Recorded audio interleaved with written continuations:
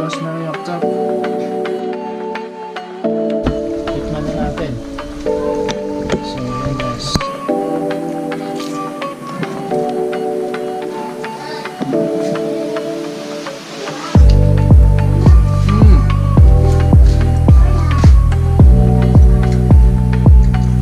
That's really good. Opa.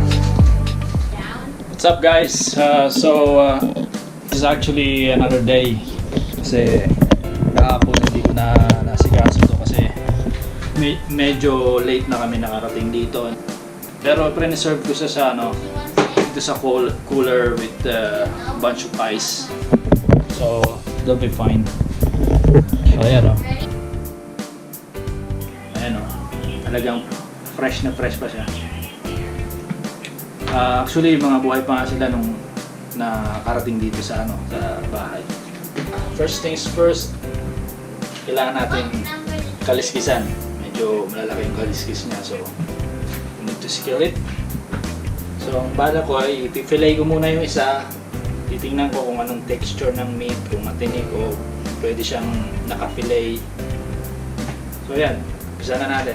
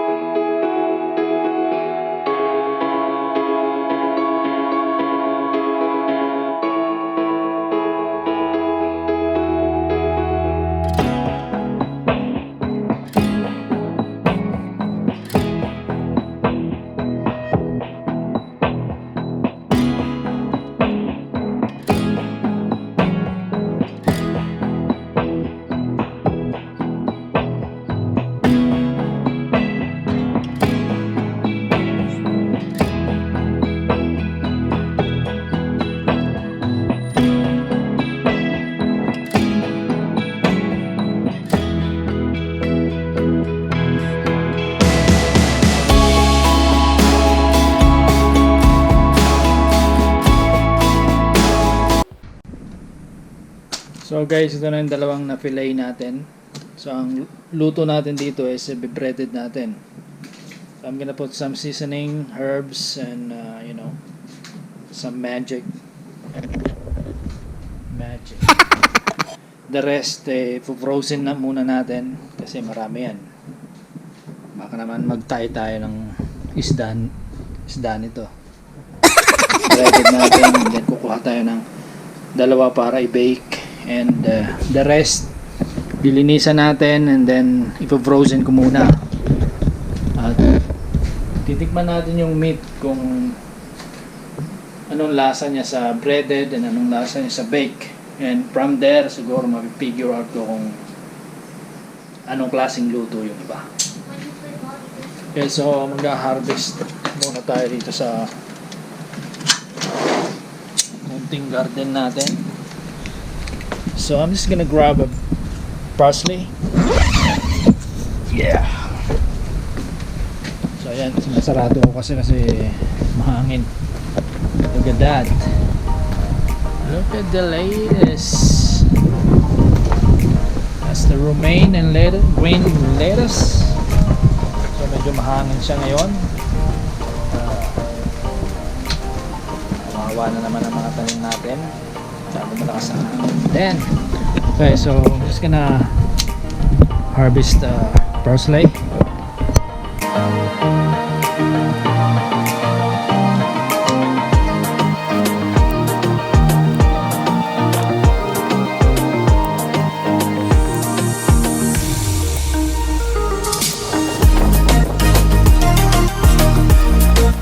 So ayan guys, mag-grab na tayo ng parsley.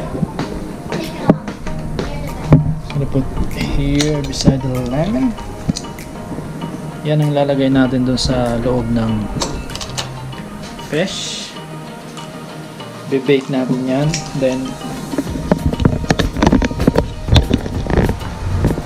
pupunta tayo doon sa labas, sa backyard, kasi mag-harvest tayo ng What's up, kiddo? What are you doing? Huh? Alright, so dito tayo sa backyard ngayon. I'm just gonna pick some chives, spring onion, whatever you called it, a cucumber. I'm just gonna pick some good part kasi yung iba medyo old na, yung iba medyo matatanda na. Hindi natin kailangan yung matatanda, mapupunat na yon.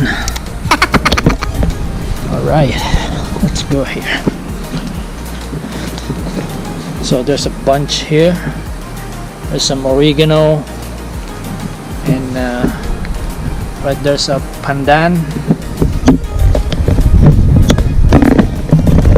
So guys, ito na ang na-harvest nating chives. So gagamitin natin to para i-bake yung fish. Except Granny's not home. Hi! Nice to meet you. Are you so cute? Cute? Of course I'm cute. Hilarious. So guys, I forgot to pick a rosemary.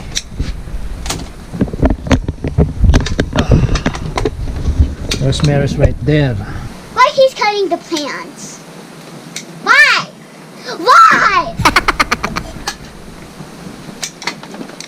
Why? Tell me! Rosemary. Alright, This let's go back inside. Good job. High five. High five the camera. High five the camera. what? Right, go inside. It's raining.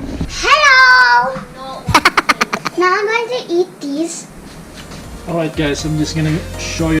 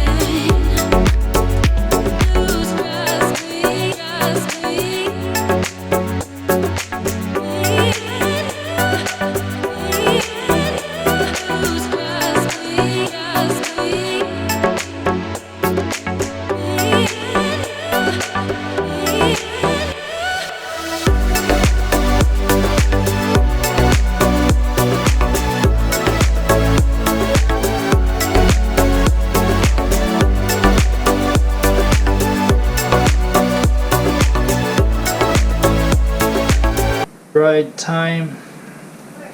Okay, so naghang tong GoPro natin. Hindi ko nakuha ng video yung ginawa ko dito sa butter na to. So yung na-miss ko na part is to add the egg yolk and beer. Yan.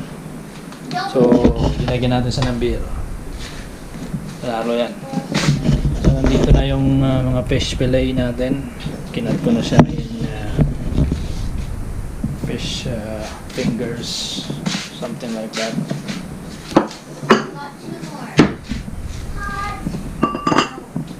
So, yung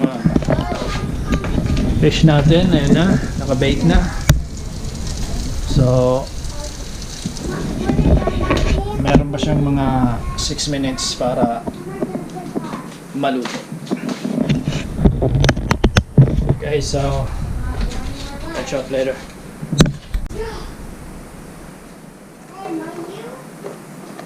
Flour.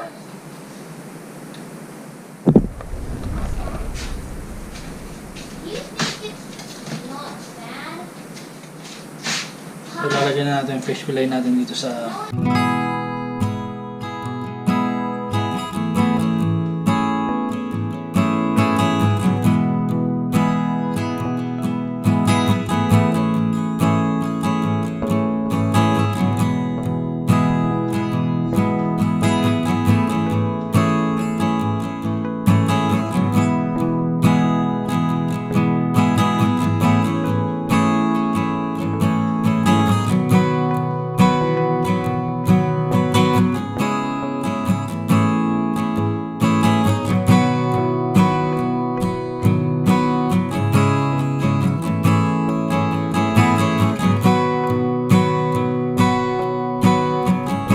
natin.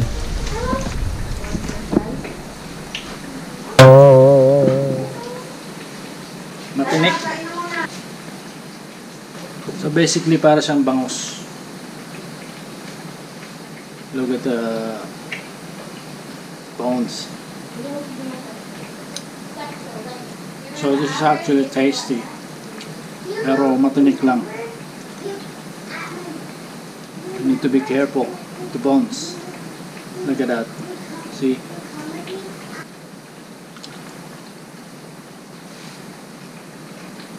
Then binibake natin is luto na. Yan. Ready na siya. So guys, gagawa tayo ng sauce na fish.